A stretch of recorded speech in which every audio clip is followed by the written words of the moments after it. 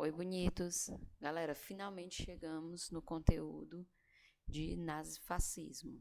Como eu disse na aula anterior, a gente precisa compreender que tanto a crise de 29 como a ascensão dos regimes totalitários na Europa serão justamente os conteúdos para compreendermos o período entre o fim da Primeira Guerra Mundial e o início da Segunda. Então a gente vai conhecer um pouco hoje sobre isso aqui, ó, sobre o nazifascismo, sobre o nazismo alemão e o fascismo italiano, que serão aí os dois grandes, né, os dois principais países, principalmente o nazismo na Alemanha, que vai levar a gente para, que levou, né, o mundo para uma Segunda Guerra Mundial. Primeiro de tudo, o que é que eu preciso saber? O que é que são regimes totalitários? O que é nazismo? O que é fascismo? Galera, esses governos que vão surgir entre 1918 até 1939 serão governos autoritários, ou melhor, autocráticos, governos totalitários. E esses governos, eles vão ser característicos dentro desse cenário aí de tempo que eu acabei de citar para vocês. Onde é que vai acontecer, onde é que nós vamos ter esses governos autocráticos? Nós teremos eles na Itália, Alemanha, Portugal e Espanha. E aí, né, uma imagenzinha de crítica, né, a respeito daqueles queridos seguidores, né, do governo nazista. Quais são as características básicas de governos autocráticos? As características básicas são, primeiro de tudo, um nacionalismo extremo, exacerbado. Um nacionalismo que vai beirar aí para o que nós chamamos de xenofobia. Então, esses governantes não aceitavam a intervenção externa. Ninguém, nenhum outro país, ninguém de uma origem que não fosse nacional, provavelmente ele receberia, né, um tratamento não muito legal desses governantes.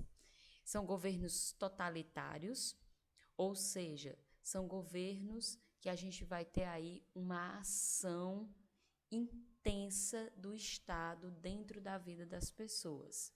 Vamos parar esse momento para a gente entender um pouquinho, ó, a diferença entre as denominações autocracia e totalitário. Autocracia é uma palavra de origem grega e ela significa o seguinte: ela é um governo no qual as convicções são baseadas nas convicções de uma única pessoa. Então, exemplo de autocracia, o nazismo alemão. E o totalitarismo? O totalitarismo é a doutrina ou regime político em que, sem admitir qualquer forma legal de oposição, eu só posso ter o quê? Um único partido. Dentro do totalitarismo, dentro da ideologia totalitarista, só um partido pode mandar dentro do país. Todos os outros serão varridos, né? Serão eliminados. E eu também vou exigir, dentro de um sistema totalitário, que todo cidadão obedeça ao Estado. Então, as individualidades das pessoas, elas têm que ser colocadas de lado. Elas têm que servir ao Estado que comanda. Como, por exemplo, no nazismo alemão, as pessoas tinham que obedecer a todas as determinações do Estado. Eu quero colocar o nome do meu filho, não sei, eu quero colocar o nome do meu filho nasceu, e eu quero escolher um nome para ele de origem judaica. Se você fosse alemão, você não poderia fazer isso, porque o Estado proibia determinadas ações como essa. Você só poderia escolher o nome do seu filho dentro de uma lista previamente determinada pelo Estado nazista. Então, isso é um governo totalitário. Professora, ambos os governos são autocracias e são totalitários? Sim, nesse caso nós temos autocracias totalitárias. Vamos lá, voltar para o resto das características. Esses governos do período entre guerras, né, eles também vão ser marcados pelo militarismo. Então, a ideia é que, para que esse governo seja forte, ele tem que ter um exército poderoso. Ele precisa de uma força militar extremamente organizada e eficiente, que é o que nós vamos ver, né, nas Forças Armadas alemãs durante a Segunda Guerra Mundial. O anticomunismo, olha que interessante, muitas vezes a gente vê até mesmo chamando o governo nazista de governo de esquerda, governo que lembra o comunismo, mas na ideologia, de fato, o nazismo ele é contra o comunismo. Também temos aí a ideia do antiliberalismo, aquela doutrinazinha econômica que eu já havia explicado para vocês. Como eu já disse, só pode haver um partido e o líder deve ser não apenas seguido, mas obviamente cultuado. Por isso essa imagenzinha. Galera, fascista, dentro de um governo fascista, seja o fascismo italiano, seja o fascismo alemão, seja o fascismo de Portugal e de Espanha, ou regimes que lembrem o fascismo hoje, você não tem poder de pensamento, você não tem poder de autonomia. Na maioria das vezes, ou sempre, você é apenas um depositório de ideias ridículas, ideias que vão contra os direitos humanos, ideias que não respeitam as liberdades individuais, ideias de violência e ideias também de racismo. Então, a gente sabe que dentro dos governos fascistas, no caso, o governo aqui do Hitler, né? A gente tem a característica do racismo, como a gente vai ver um pouquinho melhor que racismo foi esse. Todos esses governos têm em comum a necessidade de uma propaganda. A educação, a escola, ela vai servir não para orientar e libertar as pessoas, para que elas pensem como desejam, mas sim para que elas tenham um pensamento de acordo com o pensamento do líder. Dentro do caso do fascismo italiano, nós vamos ter o corporativismo. O que significa isso? Todos os sindicatos dos trabalhadores deixam de existir. Aí você diz, que besteira, professora. Se não tem sindicato, você não tem direito à greve. Se não tem sindicato, todas as medidas do governo serão aceitas. Então, se por acaso o dono da empresa, um conglomerado de empresas determina que você deve estender o seu horário de trabalho, você não tem a quem recorrer. Você tem que obedecer porque você precisa do trabalho para sobreviver. E a quem você poderia recorrer, que era o sindicato, não existe mais. Agora você teria que responder aos corporativistas. E um ponto importante, principalmente na ação nazista, é a ideia de expansão territorial. Fascistas, italianos e os nazistas, né, porque o fascismo na Alemanha recebe a denominação de nazismo, em ambos os casos, eles defendem a ideia de expansão territorial. Galera, por que é que esses regimes dão certo? Tá aqui os motivos desses regimes darem certo. Depois da Primeira Guerra Mundial, o mundo vai entrar em crise. Essa crise, como todos nós sabemos e como a gente viu na aula anterior, ela vai abalar principalmente, né, a Europa. Essa crise dentro da Europa, ela vai fazer com que haja uma divisão dentro dessa Europa. A crise traz a instabilidade. Se ela traz a instabilidade, ela traz o medo. E se ela traz o medo, ela traz também pessoas com diferentes propostas para acabar com esse medo.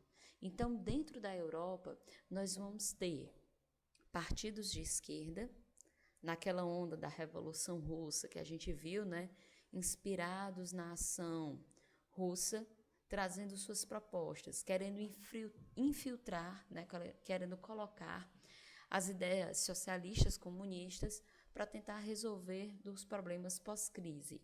Mas nós também vamos ter partidos de extrema direita, dizendo que é necessário solidificar o poder, militarizar, tudo isso para não deixar que os comunistas tomassem o poder. Esse é o cenário dos países europeus depois da Primeira Guerra. Uma rixa, né, de poderes entre esquerda e direita para ver quem é que vai tentar organizar um continente em colapso.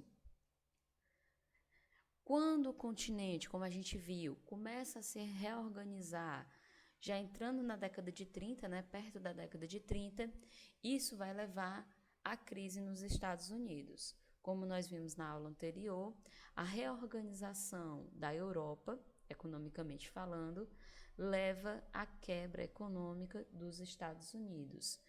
E os Estados Unidos quebrando, obviamente que eles não fazem isso só, levam todos.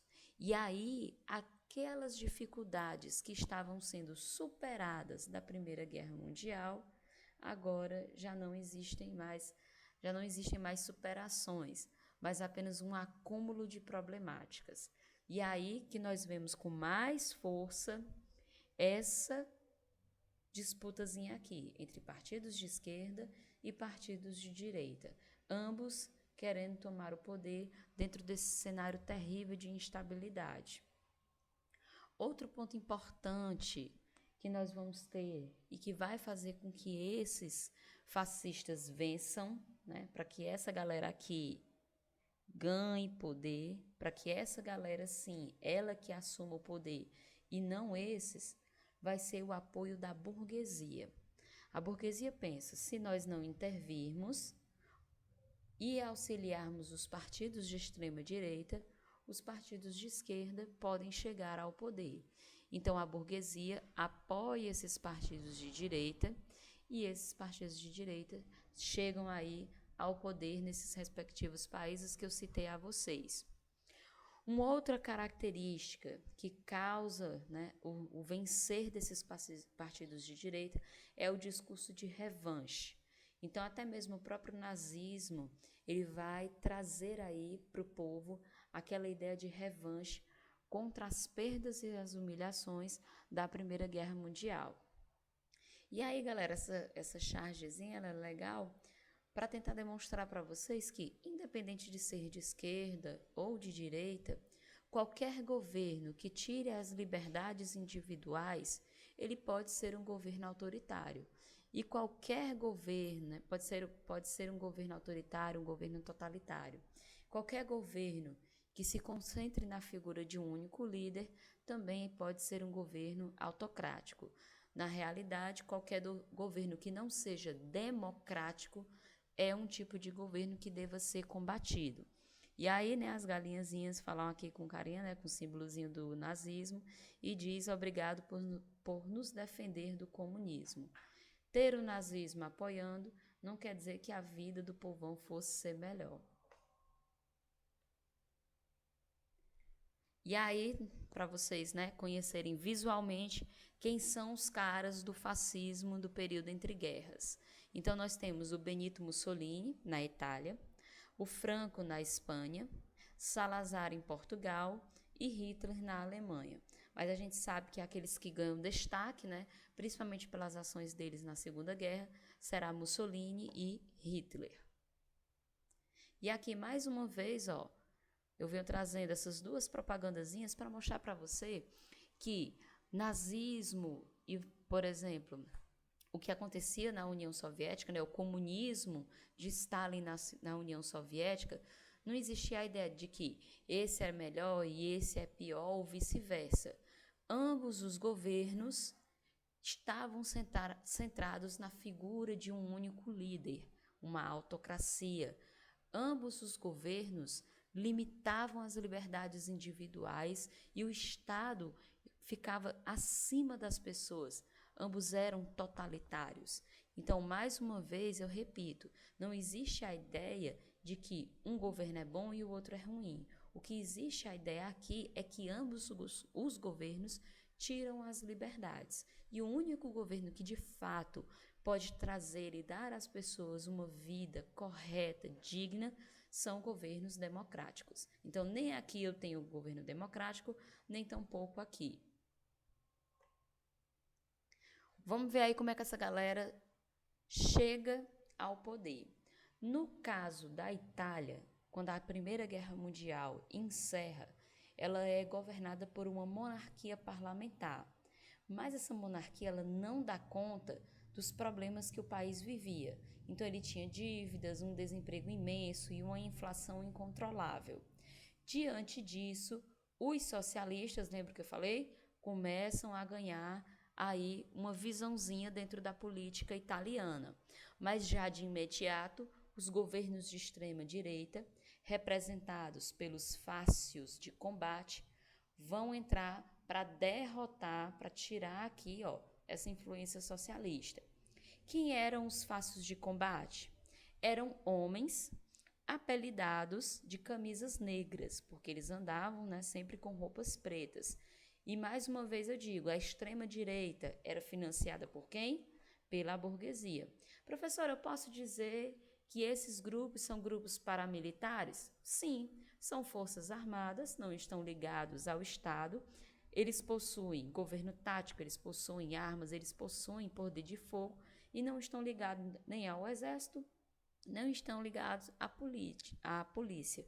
Então, esses caras são sim governos, são sim milícias. Tipo aquelas milícias que a gente vê no Rio de Janeiro, tipo aquelas milícias que você vê no Rio de Janeiro.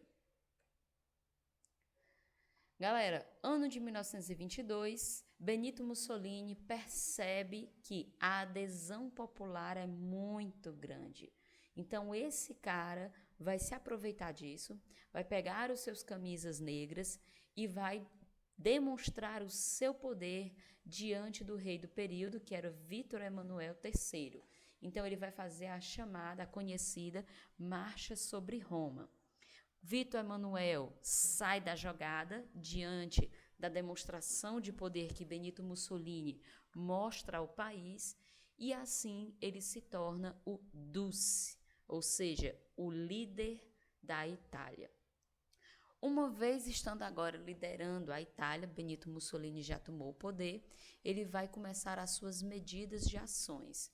Primeiro ele vai, fazer aí uma boa relaçãozinha com a Igreja Católica. Que relação é essa, professora? Ele vai criar o Tratado de Latrão. A partir desse tratado, ele vai dar ao Vaticano, o Vaticano, o lugar onde o papazinho vive, ele vai dar a ele autonomia. Então, o Vaticano se torna um país dentro da Itália. Ele também vai perseguir os seus opositores, especialmente comunistas. Fascistas e comunistas são inimigos. Ele vai fechar qualquer partido que não fosse o partido fascista. Ele vai controlar o ensino, lembra que eu falei? Ele precisa que a escola tenha o discurso que ele diz que é o correto. A imprensa, as comunicações serão silenciadas e reorganizadas para transmitir apenas o que esses caras querem. O patriotismo vai ser enfatizado. Se você ama o seu país, você vai aceitar as medidas, você vai lutar por ele. O Benito Mussolini acreditava muito na necessidade, do treinamento físico, até mesmo uma ideia, de mais na frente, ter homens preparados e fortes para combate. Vamos ter criação de obras públicas. Essas obras públicas, elas vão ser um meio tanto para criar, para fazer a economia se reorganizar, como também para poder gerar emprego e gerar empatia, bem-querer do povo por esse cara. E incentiva a agricultura. Uma vez estando fortalecidos, quando chega no ano de 36, então eles começam a expandir o território. E a primeira invasão que os fascistas italianos vão fazer será a Etiópia, na África. Tá aí o Benito Mussolini, muito belíssimo, já tomou o poder, tudo está sob controle, mas lá na Alemanha tinha um cara observando tudo que o Benito Mussolini fazia. E esse cara era o Adolf Hitler. Então ele via uma inspiração nas ações do Benito Mussolini na Itália.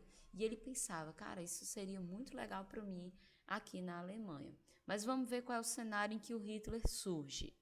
A Alemanha da Primeira Guerra Mundial, pós-Primeira Guerra, ela era liderada por uma república parlamentar, a República de Weimar.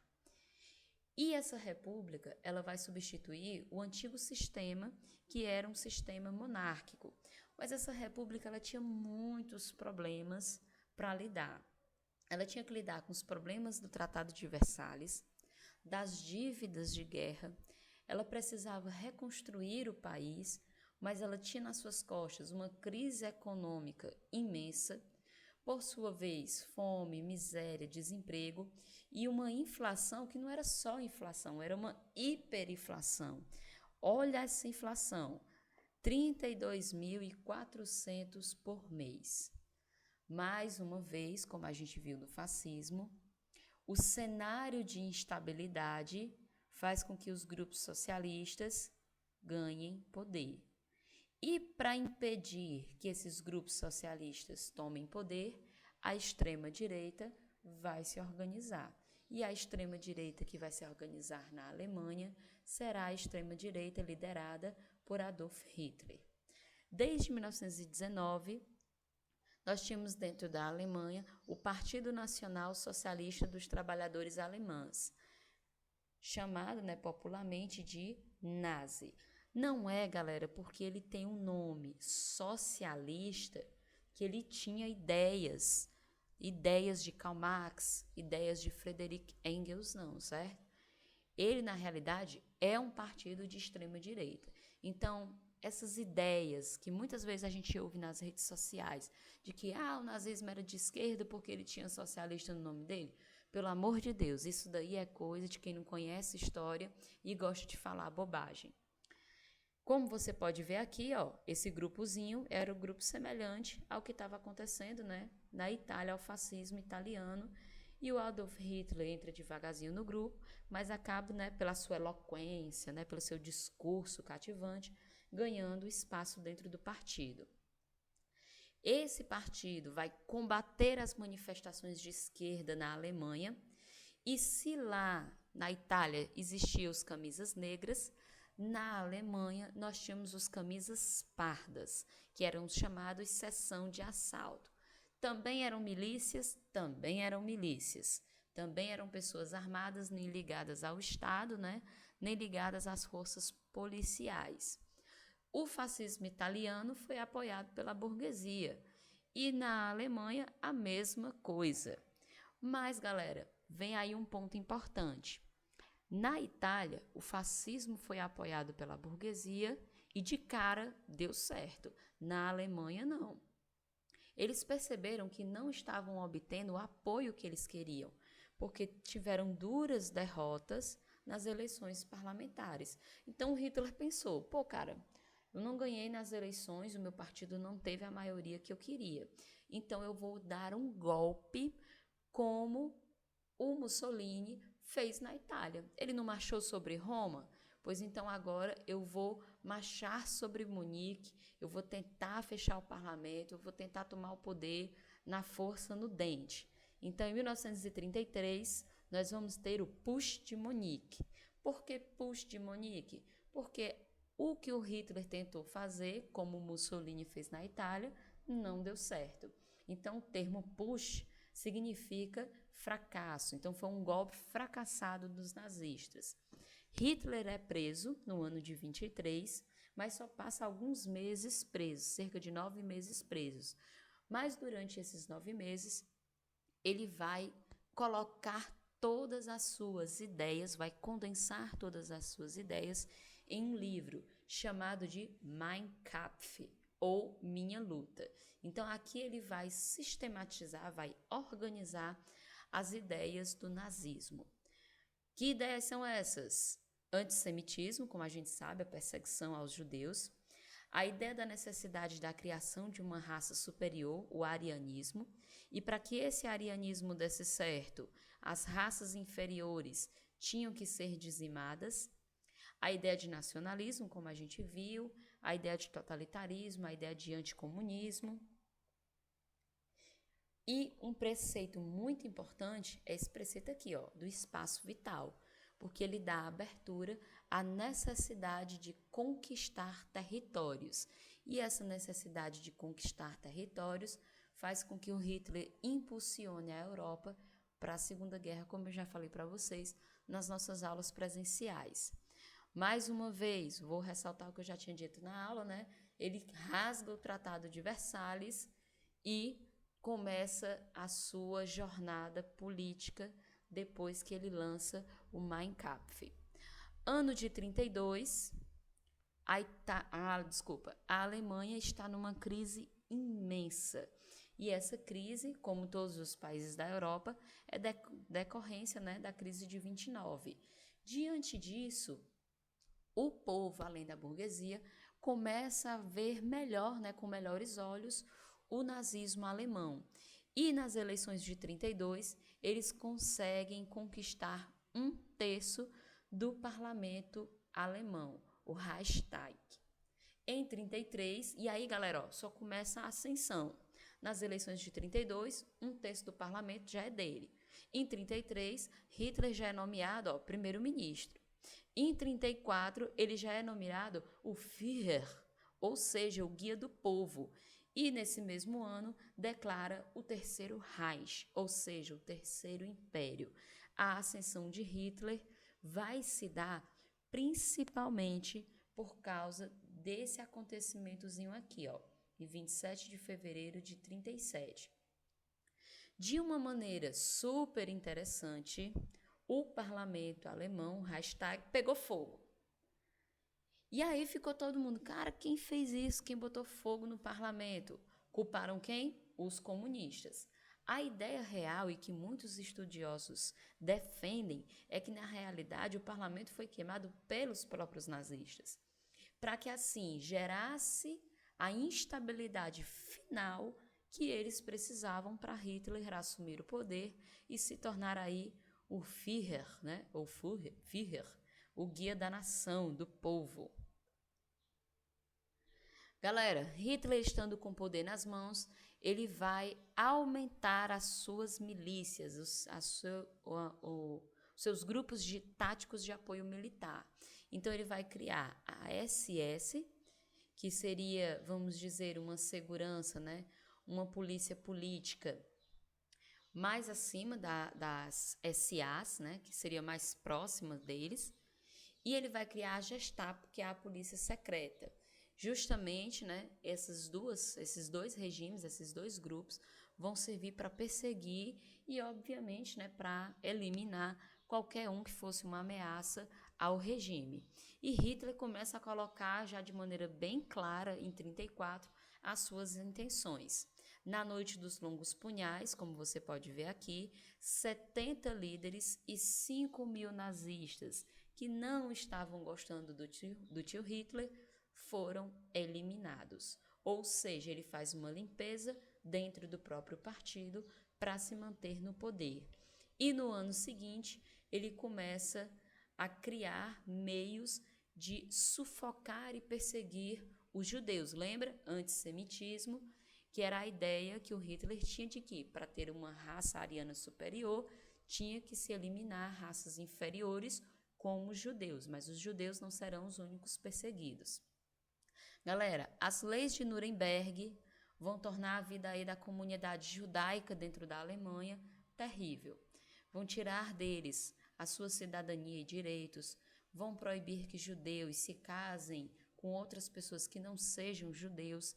E no ano de 38, nós vamos ter a Noite dos Cristais, 9 de novembro de 38, tanto em locais da Alemanha como da Áustria, as sinagogas, estabelecimentos judeus serão destruídos. A justificativa que o Hitler usa é a seguinte: ele não vai simplesmente dizer que atacou os judeus. Ele vai dizer que um judeu assassinou um importante diplomata alemão. Então, na realidade, mais uma vez a gente sabe que é mentira. Professora, tudo isso é fake news? Tudo isso é fake news. Quer dizer que não é só agora que que a gente está vendo a galera fazendo fake news, não? Não, tudo isso daqui é fake news. Mentiras propagadas, mentiras, né? Notícias mentirosas propagadas para justificar determinadas ações. Pela Noite dos Cristais, 5.700 estabelecimentos judaicos, entre eles 267 sinagogas, vão ser destruídas. Então, aqui seria aquele anúncio do que seria mais na frente o Holocausto. Galera, por isso que é tão perigoso regimes políticos na atualidade que têm discursos parecidos com o que eu citei para vocês aqui. Se você lembrar de qualquer político hoje, com as características que eu citei até o momento, e você defende esse político, repense, porque a gente sabe muito bem como é um mundo liderado por nazistas e como é um mundo liderado por fascistas, né? E aqui a gente tem umas imagenzinhas, né, do antissemitismo alemão, né, da perseguição aí contra os alemães. Depois vocês dão um pausezinho. Da mesma forma que o Benito Mussolini cria uma educação, né, dirigida, nós também vamos ter uma educação e uma propaganda dirigida. E aqui eu quero chamar a atenção, né, para o Joseph Goebbels. Esse carinha aqui é a mente por trás da propaganda nazista. Se tudo que ocorreu, se a ascensão que o Hitler teve, se os grandes, né, uma das características importantes que chamam a atenção do nazismo são as grandes manifestações públicas, todas elas criadas de uma maneira teatral para realmente chamar a atenção e impactar, foi graças a essa pessoinha aqui. E os princípios criados por esse cara até hoje são usados por emissoras de TV do nosso país. Você pode pesquisar depois os 10 princípios da propaganda do Goebbels. E aí você vai ver, você vai entender do que é que eu estou falando mais afinco. Galera, da mesma forma que na Itália, o Hitler vai investir em obras públicas, vai investir principalmente na indústria bélica, ou seja, na indústria de armas, vai criar leis trabalhistas, mas vai limitar salários. Ou seja, ele vai reorganizar a economia, mas não quer dizer que ele vai ser um cara legal, até mesmo porque a Alemanha entra na Segunda Guerra Mundial. Ele começa esse processo através disso aqui, ó, dessa expansão militar. Essa expansão que você está vendo aqui, ó, 38 Áustria, 39 Tchecoslováquia e 39 Polônia, serão, né, expansões que vão levar o mundo para a Segunda Guerra. Por quê, professora? Porque os outros países precisam deter a expansão do Hitler. Quando a gente estiver vendo Segunda Guerra, a gente vai se localizar mais nesse pontinho aqui. E aí algumas imagenzinhas, né, do expansionismo do Adolf Hitler. E para fechar, galera, a Guerra Civil Espanhola. A Guerra Civil Espanhola, ela vai acontecer justamente para implementar o fascismo na Espanha. Nas nossas questões de vestibulares, não caem muitas perguntas específicas sobre essa Guerra Civil Espanhola. O que você precisa saber é que 2 grupos estão em oposição nesse período, que serão os republicanos e serão os fascistas. Então, do lado dos republicanos, você tem a Frente Popular, as brigadas internacionais que vão ajudar esses caras, né, que não querem que o fascismo chegue à Espanha. Mas desse lado aqui você vai ter o Franco, apoiado por 2 carinhas. Adivinha quem é que apoia o Franco nessa Guerra Civil Espanhola? Quem vai apoiar ele é, obviamente, tio Hitler e Benito Mussolini. Então, ele vai ter o apoio dos fascistas, né, do fascismo alemão e do nazismo, ou melhor, do fascismo italiano e do nazismo alemão. Um ponto importante que a gente precisa saber é que esse apoio dado principalmente do nazismo alemão durante a Guerra Civil Espanhola é o que nós chamamos de um cenário para teste da Segunda Guerra Mundial. Como assim, professora? o Hitler estava se solidificando e ele queria, obviamente, testar as armas que ele estava criando. E também ele queria testar a recente força aérea criada, a Luftwaffe. Então, galera, a Luftwaffe ela vai fazer um bombardeio terrível dentro da Espanha, na cidade de Guernica. E esse bombardeio vai servir justamente para ser um anúncio do que seria a Segunda Guerra Mundial. Então, italianos e alemães levam suas forças militares para fazer aí um teste na Guerra Civil Espanhola e ajudar o Franco a tomar o poder. Essa imagenzinha é um painel pintado por Pablo Picasso que justamente vai mostrar, né, vai tentar representar o horror do que foi o bombardeio feito pelos alemães na cidade espanhola de Guernica. Então, quase sempre, se ele aparecer na sua prova, né, se essa imagenzinha aparece, ela aparece justamente fazendo referência a esse bombardeio. Galera, de nazifascismo é o que eu tinha para dizer para vocês. Mais uma vez, qualquer dúvida, estamos aí e vamos fazer os nossos estudos e estar preparados, né, para as nossas avaliações no fim do ano. Até mais!